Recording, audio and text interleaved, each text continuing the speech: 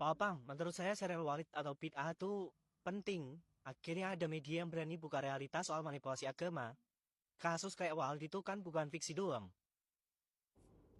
Tom, saya ngerti maksudmu, tapi kalau digambarkan se-ekstrem itu, orang bisa salah paham.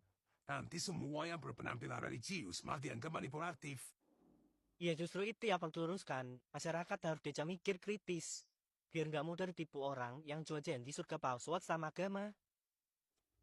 Tapi kalau caranya kayak gitu, takutnya malah bikin publik sinis. Nggak semua ustadz atau pemuka agama kayak Walid. Jangan digeneralisasikan cuma gara-gara satu serial. Pak, yang jujur nggak bakal laku dikritik. Serial ini jadi cermin. Siapa yang marah mungkin punya alasan buat takut juga. Tapi kalau mau jadi cermin harusnya adil. Bukan cuma nunjukin yang rusak, tapi juga yang lurus. Kalau enggak, kritik berubah jadi tuduhan.